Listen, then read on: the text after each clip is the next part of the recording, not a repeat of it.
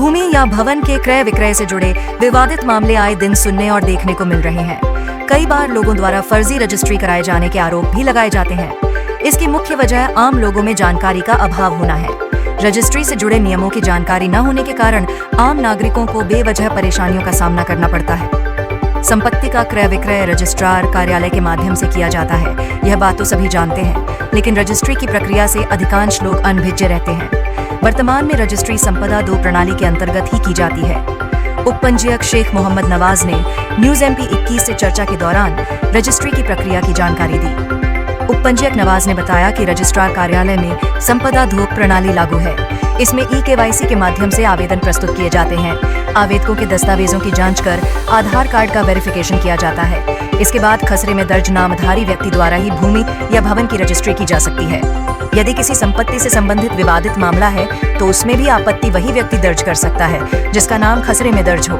किसी भी रजिस्ट्री पर रोक लगाने अथवा रजिस्ट्री को शून्य घोषित करवाने के लिए सिविल न्यायालय ही अधिकृत है। उपपंजीयक ने स्पष्ट किया कि यदि किसी व्यक्ति को रजिस्ट्री पर आपत्ति है और उसका नाम खसरे में दर्ज नहीं है तो वह सिविल न्यायालय में आवेदन कर आपत्ति दर्ज करा सकता है। न्यायालय के आदेश के बाद ही उस रजिस्ट्री पर कोई रोक अथवा निर्णय लिया जाएगा। रजिस्ट्रार कार्यालय ने आम नागरिकों से अपील की है कि वे रजिस्ट्री की प्रक्रिया और नियमों की पूरी जानकारी लेकर ही संपत्ति का क्रय विक्रय करें, ताकि भविष्य में किसी भी प्रकार की कानूनी अड़चन या विवाद से बचा जा सके। संवाददाता अवधेश सिंह चौहान के साथ हेमंत सिंह, न्यूज MP 21। क्या नियम? रजिस्ट्रार ऑफिस में सबसे पहले संपदा 2 वर्तमान में लागू है। इसमें जो पक्षकारगण हैं अपनी रजिस्ट्री पहले बाहर बुक कराते हैं सर्विस प्रोवाइडर के एंड पे और यहाँ पे प्रस्तुत होते हैं निर्धारित समय पे, तब उनका स्लॉट खोला जाता है और अगर वो खसरा वगैरह जैसे प्रस्तुत करते हैं उसको चेक किया जाता है। अगर खसरे में व्यक्ति का नाम है और चूंकि अब eKYC के माध्यम से वो लोग प्रस्तुत होते हैं तो उनका आधार कार्ड वेरीफाइड पहले ही होता है, फिर आईरिस के माध्यम से उनकी पहचान निर्धारित होती है, तत्पश्चात रजिस्ट्री की जाती है। जैसे काफी विवादित मैटर आते हैं कि लोगों का कहना है कि फर्जी रजिस्ट्री हो गई या धोखाधड़ी पूर्वक रजिस्ट्री होती, तो ये क्या मामले रहते हैं?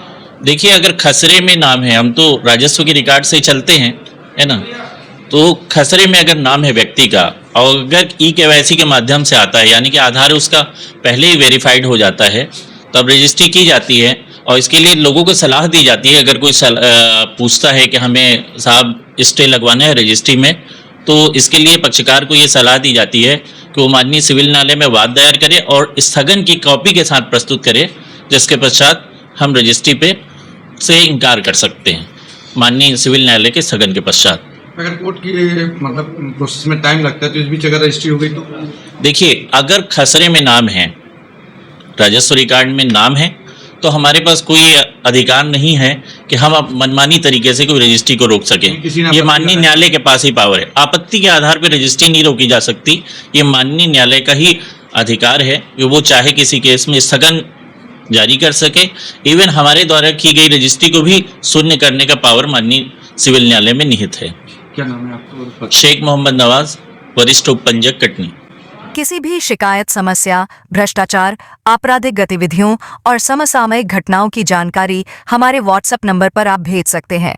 हम उसे प्राथमिकता से हमारे चैनल में प्रसारित करेंगे एवं आपको पुरस्कृत करेंगे। आपकी पहचान पूर्णतः गोपनीय रखी जाएगी।